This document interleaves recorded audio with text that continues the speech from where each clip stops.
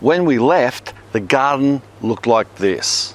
Lush, cool winter growing season with ample water. We get back 5 weeks later to this, hot, dry winds and a food garden looking more like drought-ridden outback Australia rather than mild springtime in southeast Queensland, which is what it's supposed to be.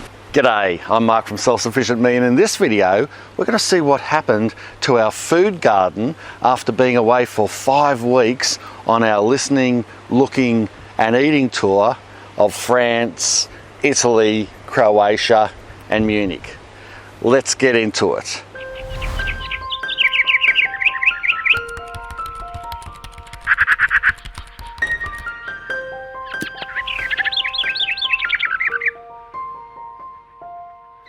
Let me assure you that this isn't a show you my awesome holiday video, and I will not be showing any gruesome holiday footage of yours truly having a good time swimming, eating, drinking or joking around. I don't have any time for that, and I'm sure you guys don't want to see it anyway.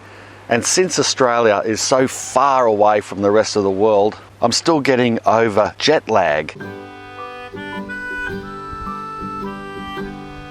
But as usual, I will be including any relevant media that I took whilst away on vacation in future videos if necessary. You know, to show information about growing food or whatever I think that you guys might find interesting. So when we left, we handed our property, animals and kids over to my mother. And I remember distinctly telling her, "Mum, don't worry about the garden, it'll look after itself. We've had plenty of winter rain, you shouldn't even have to water whilst we're away." Well, how wrong was I? We get back 5 weeks later and the weather conditions couldn't be more different. I was shocked. We went from green and lush to as dry as my sense of humour. The veggies and fruit trees were wilting, the grass had gone from green to brown, and even the clover had gone to sticky seed that annoyingly sticks on my boots, making them impossible to remove easily. Luckily, I have a special inbuilt cleaning system that gets the seed off quick smart and at the same time saves on chicken feed. So what has happened to our valuable food garden? Well, before we get into the bad news, I should say Mum did her best to water once or twice, but honestly, we didn't want her busting her guts outside because her main goal was to look after the boys and house sit for us. Yes, the boys had chores to do, like look after the chickens and animals, but I didn't specifically detail any watering. That was my fault. Naturally, the first thing I did when we got back was put our watering system on in a desperate attempt to rehydrate our suffering vegetable garden. In hindsight, I should have briefed my mother on just how easy it was to put our main sprinkler on to water at least the whole veggie patch, but I didn't, and that was my fault and my lesson learnt again. After watering the garden, I then went around to see what we had lost. There was nothing left at all of the cucumbers. They were completely frazzled. To be fair, they were already on the way out and they never do too well through our cooler winters anyway. But nevertheless, this hot, dry spring certainly knocked the remainder of those plants over. The Everglades tomatoes, they had died back. A lot of the fruit has ripened though, so we can still salvage that. Also, to be fair, they were a pretty early crop, as Everglades usually are, so I expected those plants to be on the way out by now. The rocket had gone completely to seed, which isn't a bad thing, just that if it wasn't for this warmer weather, I'm sure it wouldn't have gone to seed so early. They need regular water. If you don't regular water salad crops like rocket, I'm afraid they get heat stressed, and as soon as they get heat stressed, they'll go to seed on you. Garlic, well, this was a big concern. Garlic also does like a bit of water. Of course, it doesn't like to be waterlogged, being a bulb crop, but it still does need regular water.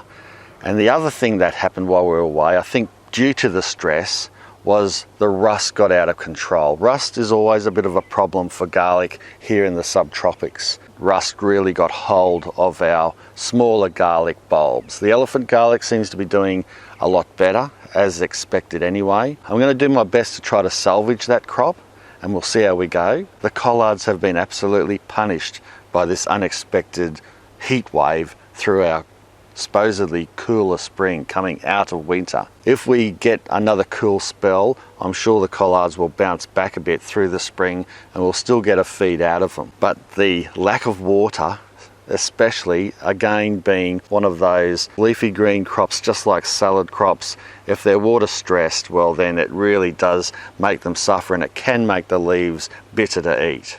And speaking of heat, you might be able to hear the pump in the background. That's my neighbour. He's pumping water out of his dam, which he doesn't do very often, but due to this hot, dry winds, I'm sure he wants to water his grass for his horses, and that's what he's doing now. So if you can hear that in the background, that's that. One of our round potato beds, that was going really well. We've got a few areas that were growing potatoes this season. It has died off. Now I'm not sure if that was a natural dieback or if it's died back due to water stress and heat. I'm suspecting it's due to water stress and heat, although those potatoes were fairly early. I still think they had a lot more time in them yet and a lot more growth. So I'll be interested to see what type of harvest we get out of that round bed now that they're died off. I gave them a fair bit of water, like I said. Hopefully they can come good and maybe grow a little bit longer to get a few extra tubers. And for some reason our large container of oregano is completely black and died off. That was like growing so well, and now it looks like it's the end of our oregano, I'm afraid. I've tried to sprinkle some of maybe the dried seed in and hopefully it can resprout. I don't know if I'll get that lucky. Thankfully, that was the worst of it.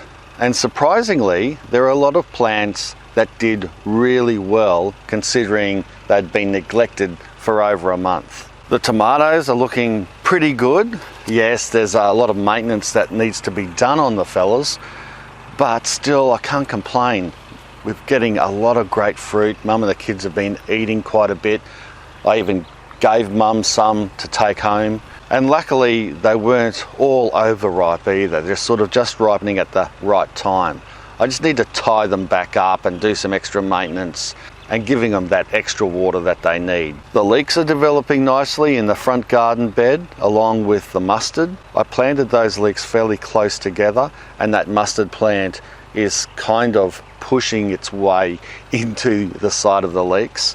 But both plants are doing very well, and I was surprised that they were doing so well, since that the soil in those beds aren't as full of organic matter as, say, the tomatoes. The reason why I think they've done so well is because I threw in so much organic matter into these tomato beds, and also the mulch on top, and that has kept the moisture in the soil and has prevented it from drying out so much. It's good to see the American purple suede. Hey, those Americans, aren't they fantastic? Those purple suedes must be fairly hardy. Again, that bed doesn't have a lot of organic matter in it, but I did mulch well around them when I sowed the seed. Although our pumpkin vines have all died back, there are several pumpkins sitting around the vegetable garden ready for harvesting, which is another nice thing. These are Queensland blues. A little bit of dry wind dried the vines up, cured those outer skins on those pumpkins, and now we can harvest them easy enough and eat them or store them away. The shallots and walking onion bed are doing well. I think that they'll continue to grow nicely. It just proves the point again that those walking onions are very hardy. I'm going to continue to divide and grow them because they are such a handy type of onion plant to grow when you can't grow other onions. But the shallots in the middle are doing well also, and I expect they'll continue to grow into about midsummer, and then they'll be right to harvest. And probably one of the biggest surprises I found was how well the lettuce is growing. Wherever we've scattered the lettuce seed around, those lettuces have come up nicely. They don't taste like they've been heat stressed. So now that we're back, we'll keep the water up to them. We should have good lettuce for the next couple of months. Despite the hot weather, the mulberry trees are doing well. I like those mulberries that are full of foliage, and the branches touching the ground, as long as they don't break off. But mulberry branches are fairly flexible, so I'm pretty confident they won't break. And if they're touching the ground like that, well, they certainly won't. But I think we're going to get a heap of mulberries this season if I can get them before the birds do. And being spring, of course, the mangoes are starting to flower. Last season wasn't great for mangoes. This season, we'll see. It tends to be a bit of a problem if we have a wet spring. So now that we're having a dry spring, this could be an actual positive for mangoes. When you have a wet spring in the subtropics, it can get too much black spot and anthracnose on the flowers and you don't get as much fruit set. But if you have a dry spring, you tend to get more mangoes. Well, that's my theory anyway. And across from the mangoes, we've got our bed of blueberries, and I'm happy to see a whole lot of blueberries forming. We saw that they were flowering before we left, and it's nice to see that most of those flowers are obviously getting pollinated by the insects. And I reckon in a couple of seasons that bed will be full of flourishing blueberry plants with plenty or a ton of blueberries. Let's hope so anyway. And finally, being spring also, the citrus are flowering, and you can't smell it, but believe me, the smell and the perfume in the air around our yard is magnificent. Spring is the time when I'll give them that extra feed of fertiliser. We'll finish harvesting the rest of the fruit off over the next month or so, and that is why I grow a lot of citrus on our property, because our property is perfect for it. We've just come back from Europe. The Europeans do this perfectly. Say in Croatia, for example, they grow a lot of figs. They do in Italy as well and other parts of Europe, but Croatia, we saw figs galore, and they exploited the figs, and they have figs all different ways because they grow like a weed over there. So do olives, and that is the key, to exploit what grows naturally well. And if you find that particular crop in your garden that grows so well you hardly even have to think about it, like citrus grows here for us, well then grow more of it and exploit it. Overall, I'm quite happy with the garden after being away for 5 weeks. It could have been a lot worse, but I have a lot of work to do maintenance-wise to prepare this garden now for summer and to make the most out of the crops that we have been growing through our winter into spring. But once summer hits, if it hasn't hit already, it's a lot harder to get things started and growing. So preparation through spring into summer is the key if you want a flourishing summer garden in a hot climate like ours. So holidays are over for me, and it's time for me to get into it. Remember, if you want to work out the best way of growing something, look and see the earth through her eyes, and that'll help. And you don't have to be self-sufficient in everything, just be self-sufficient in something. Thanks a lot for watching. Bye for now. Oh, and just one thing for all my Patreon supporters. Thank you very much for supporting me on Patreon. I'm going to get back into my podcasting. I know I've been a bit spasmodic over the last 12 months with my podcast, but I do very much enjoy it, and I know you guys like it as well. So I'm going to try to get more regular on that, especially leading up to Christmas now that I have a little bit more time.